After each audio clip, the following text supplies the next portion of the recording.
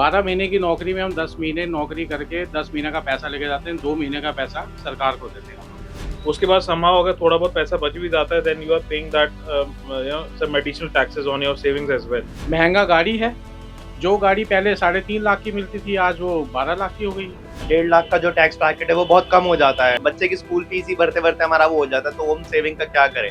Tax कहाँ से ज़्यादा आ सकता है उस हिसाब से ध्यान दें, लेकिन आम आदमी की जो पॉकेट पे इस समय बर्डन आ रहा है उसको थोड़ा गवर्नमेंट इस बजट में देखे। Yeah, I'm seeing to higher rebate on taxation, so higher slab for mid income group. So I'm looking forward to leveling up the slab to around 10 to 12 lakh per annum, so that it will be beneficial for mid income group. मेरी बहुत ज्यादा expectations नहीं है। I am not expecting कि हम लोगों को निर्मला सीतारमन कुछ करेगी इस बार। हालांकि 1.5 लाख का जो टैक्स ब्रैकेट है वो बहुत कम हो जाता है। मतलब बच्चे की सेविंग्स, बच्चे की स्कूल फीस ही भरते भरते हमारा वो हो जाता है, तो हम सेविंग का क्या करें। हालांकि उनको मेरे हिसाब से जो ब्रैकेट है वो बढ़ा देना चाहिए टैक्स सेविंग के लिए। हम लोगों को हेल्थ इंश्योरेंस खुद लेनी है, टर्म पॉलिसीज खुद लेनी है, मदर फादर की इंश्योरेंस। हमारे को ऐसा कौन सा सपोर्ट मिल रहा है गवर्नमेंट की तरफ से जिसके लिए हमें टैक्स भरना चाहिए, बट हम भर रहे हैं। उसके लिए तो हमें कुछ सपोर्ट मिलना चाहिए। नीड्स के सामान ज़्यादातर वही है कि सस्ते होने चाहिए, और महंगाई के देखा जाए तो वही है, जैसे अपना इन्वेस्टमेंट के है ना रेट बढ़ते जाते हैं, जैसे गोल्ड हो गया अपना और सिल्वर हो गया, इन सब के हमेशा बढ़ते जा रहे हैं रेट। तो वो सब है कि कंट्रोल करना चाहिए और क्या। और बाकी एम्प्लॉयमेंट को लेके तो वही है, तो इतने सालों से चला ही आ रहा है कि वही है कि और एम्प्लॉयमेंट जनरेट करनी चाहिए सरकार को।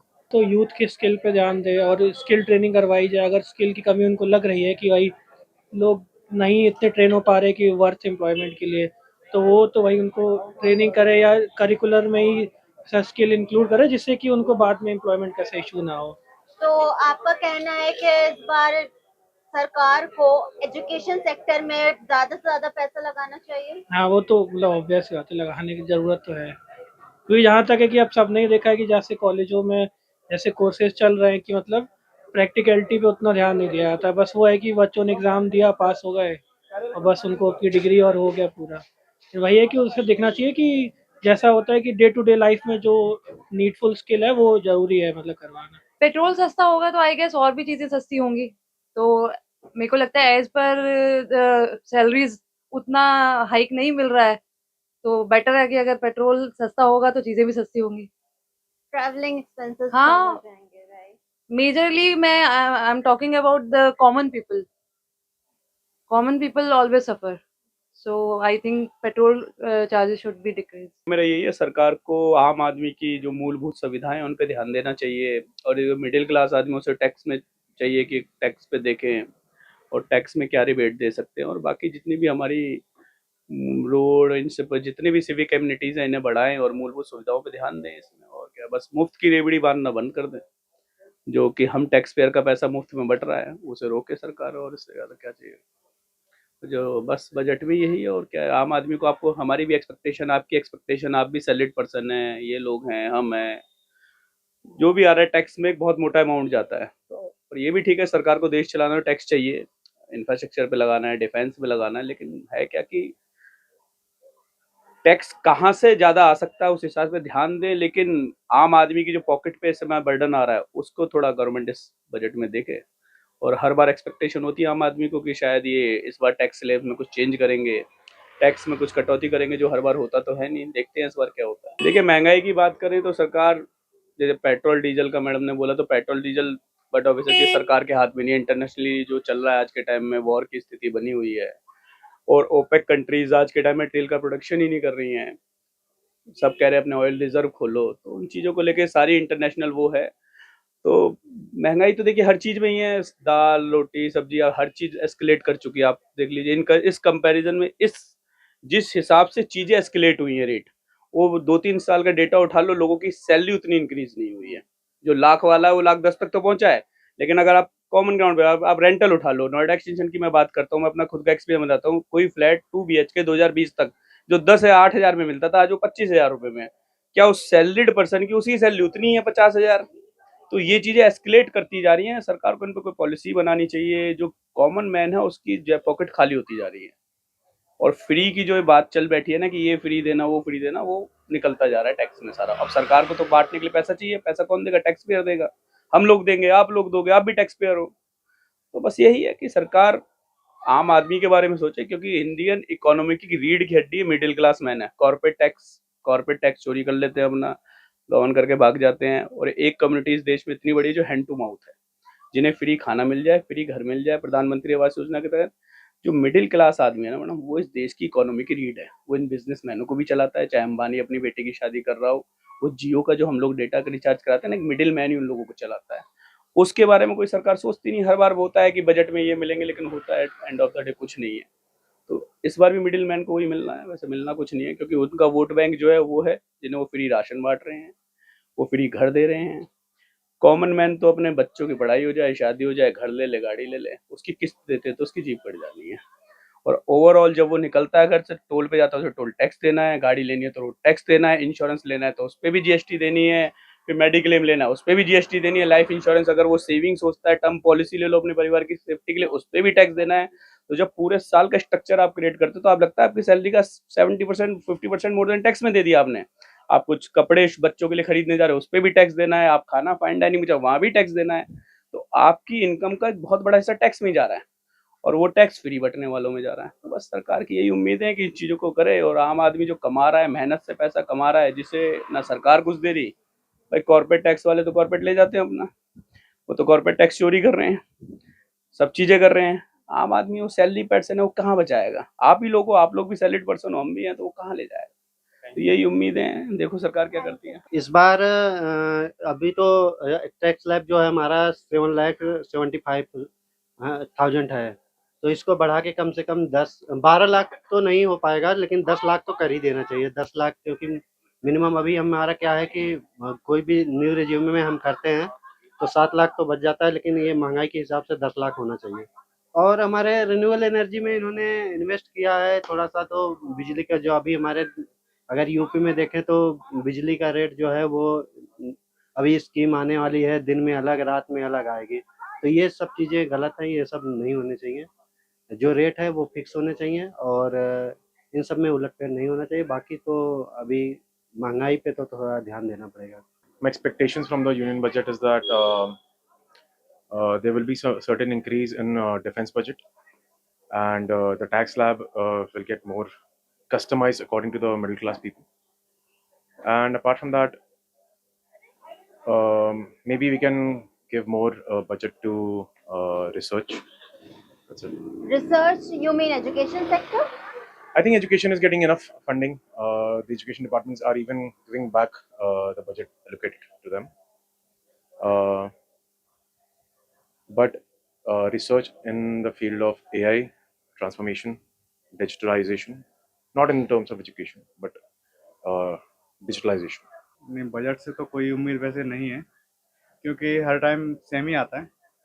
और रही बात सेंट्रल गवर्नमेंट और उनके मिनिस्ट्री की, तो there is no for the middle class people. Actually यहाँ पर सब मिडिल क्लास पीपल ही हैं, तो मिडिल क्लास पीपल के लिए तो कुछ भी नहीं ऐसा होने वाला है। और पास्ट में भी क्योंकि कभी कुछ ऐसा नहीं हुआ है। मीडिया में दिखाएंगे कि ये हो सकता है, वो हो सकता है, पर कुछ नहीं होने वाला, वो सेम ही रहेगा। इतनी नाउम्मीदी क्यों है? इतने नाम क्योंकि क्या महंगा है, आपको क्या लगता है कि सस्ता होना चाहिए? महंगा सस्ता तो नहीं, सबसे ज़्यादा महंगा तो टैक्स ही है, जो कि इनकम टैक्स है। वो उसके वही, और हर बार वही होप रहती है कि उसमें स्लैब कुछ डिफरेंस होगा, लेकिन स्लैब में कोई डिफरेंस नहीं आता, कोई भी डिफरेंस नहीं है स्लैब में। उम्मीदें तो उनसे कुछ नहीं है, लेकिन मोस्टली ये क्या है कि एक नॉर्मल मिडिल क्लास यूजर यही करता है कि वो 2 टाइम्स टैक्स दे रहा है। सपोज मेरी इनकम 10 लाख प्लस है, ठीक है, तो मैं एक बार उसका टैक्स दे रहा हूँ जब मैं पैसे कमा रहा हूँ, फिर एक बार सेकंड में उसी पैसे का ही मैं कुछ ग्रोसरी खरीदता हूँ या कुछ भी खरीदता हूँ, उसका भी फिर टैक्स दे रहा हूँ। एट द एंड यानी कि 2 टाइम टैक्स दे रहा है, इस पर एक ही बार होना चाहिए। तो ये इस पर किसी का भी ध्यान नहीं जा रहा है। इसमें नॉर्मल मिडिल क्लास ही पिस रहा है कहीं ना कहीं। और इनका हमेशा का ये रहता है नॉर्मल कुछ ना कुछ ग्राउंड लेवल पे कुछ नहीं दिखेगा, बट फिगर में दिखेंगे इनके चेंजेस जो भी है। बट एक नॉर्मल की तरह देखा जाए, नॉर्मल मिडिल क्लास देखा जाए, तो यही इशू रिजॉल्व कोई उठाता नहीं इस मुद्दे को कि एटलीस्ट तो वो 2 बार क्यों टैक्स पे करे, या पहले आप ले लो या बाद में ले लो उस पैसे का अमाउंट जहाँ भी बेनिफिट हो रहा है। आई गेस महँगा सस्ता तो उतना अभी प्रिडिक्ट नहीं कर सकते, लेकिन हाँ, मुझे लग रहा है कि टैक्स में कुछ छूट ज़रूर मिलेगी।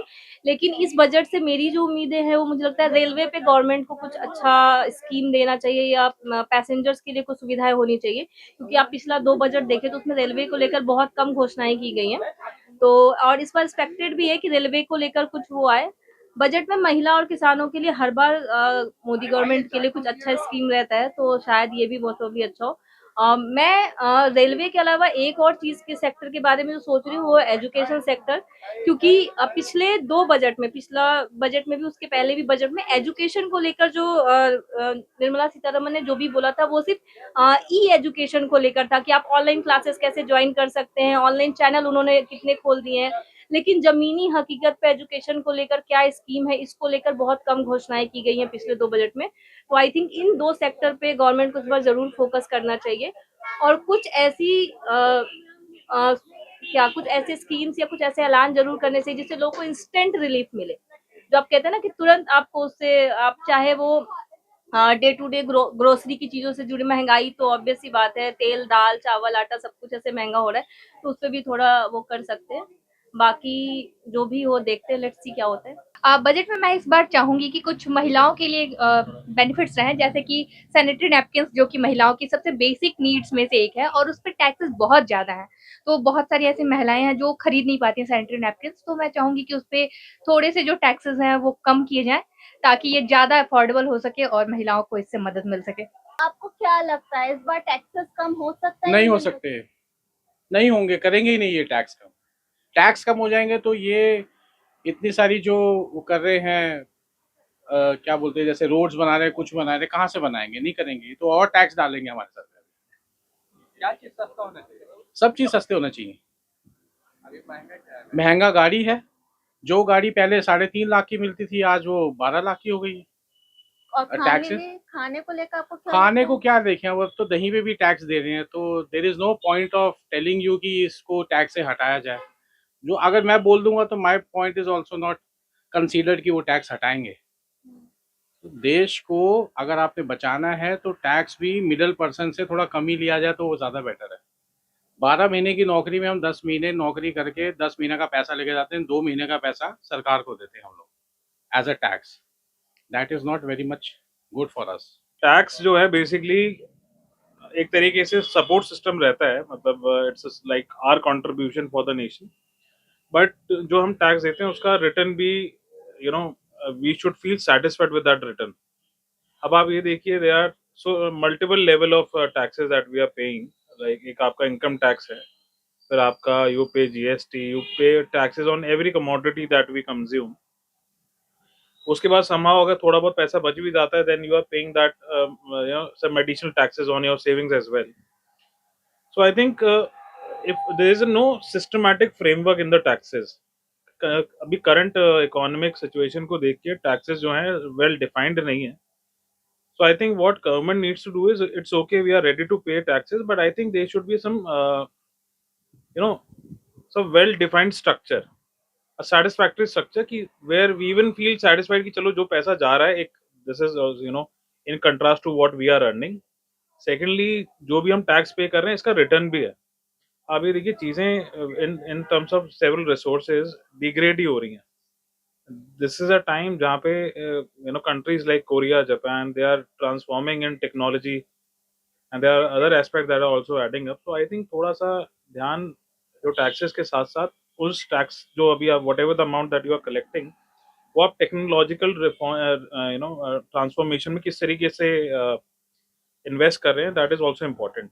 And there should be some transparency, like let's say I am paying X amount and X square is collected by everybody at the end of a year, in what all element the amount got invested, उसका भी एक summary आ जाए, it will also help us. So overall I am ready to pay taxes, I am all okay with that, but I feel more confident कि मेरा tax सही जगह return जा रहा है, and I can see some transformation happening around me. See, I think to ask such questions to an amateur like me, I mean, I can't really, I'm not a right person because corporate people don't usually get that kind of exposure.